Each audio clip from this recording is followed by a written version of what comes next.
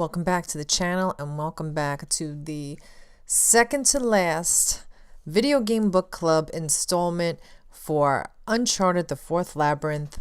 This is our video game book club and we are up to chapters 19 through 21, and next week is our last and final chapter, and this one is a juicy one. I hope you guys have been enjoying the series. Thanks for any and all love and support on this series. So we left off with our crew having to make an emergency landing in Nanjing, China, with Drake behind the wheel. Now that they are back on land, all hell has broke loose. They are trying to explain the dead bodies and the cache of weapons found on the plane. The Norwegian and the American embassies are trying to scam them out of this debacle by incriminating the assassins for hire who took out the pilot and then himself. Obviously, those guns had belonged to them. Drake wants out of this diplomatic disaster as quickly as possible.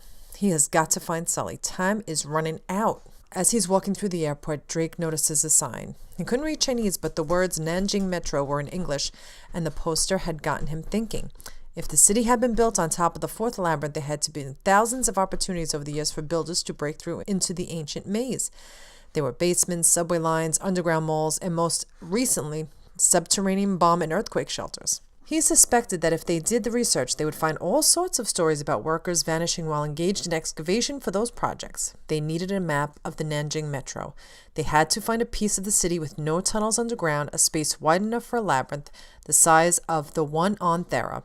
They had been thinking about the legend of the demon that supposedly had lived under the city gates during the construction phase of the Ming Dynasty. Once upon a time, Nanjing had 13 gates, but now only one remained. Drake knew it had another name, but it was known simply as the China Gate, a major tourist attraction he'd only ever seen in pictures, but he had to wonder. So after a lot of red tape and money exchanging hands under the table, they are finally allowed to leave. They don't have their guns, but with Corelli the bodyguard, it shouldn't be a problem. They needed a map of the Nanjing Metro. Now they have a plan in place. Henriksen must wait for a security team backup. They cannot go in alone. The hooded men will be waiting, and they can't risk it. They are also waiting for Yablonsky to compile all of the info he can about the missing people in the area over the centuries to try and find the access point. Too many pieces needed to be in place before they could go in guns blazing to find Sully, and Drake is getting frustrated, but he knows they are right. Drake knew exactly who to call. Maggie. It's Nathan Drake. Maggie was from Oxford University, and she and Sully had once had a very messy history and ending. But Drake was desperate, and he knew Maggie would come through. What does she know about anything underground in Nanjing? Maggie listens to Drake. She wants to help. The only place she can think of that comes to mind is the palace of Zhu Wanzhang. You might know it as the Hongwu Emperor.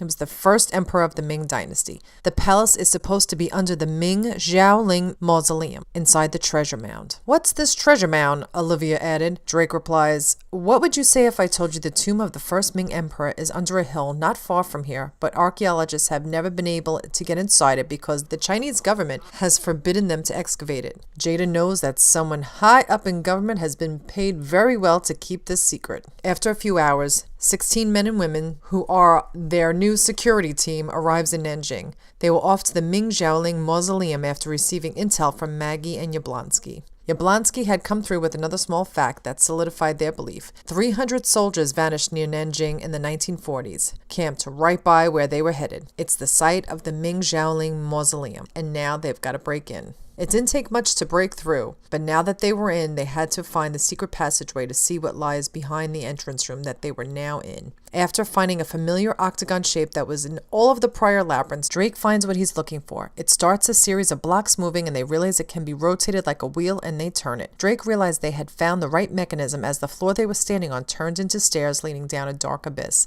The mercenaries take point, guns drawn. Better safe than dead. They make their way down the spiraling staircase. As they walk, they come upon two doors, two possible choices. This was the start of the fourth labyrinth.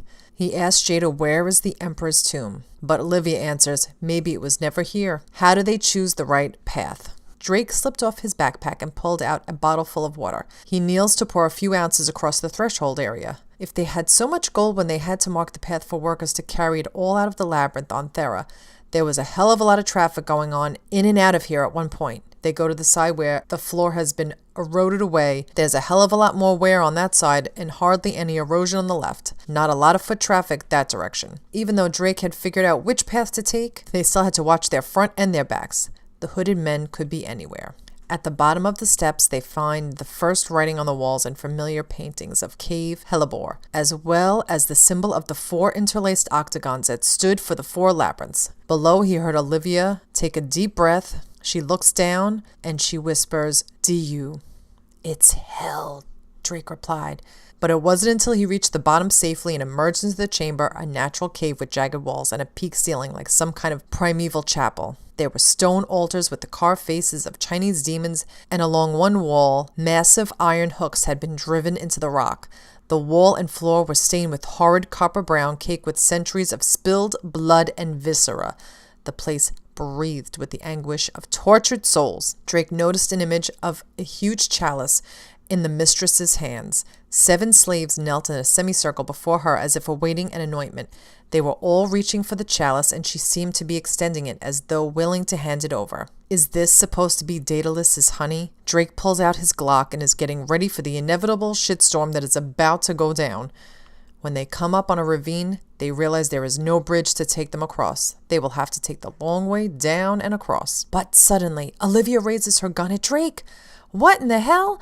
Olivia finally reveals her true self. The mask is officially off. Oh, this dirty bitch. She had just let everyone know who was in charge. Jada accuses Olivia of murdering her father.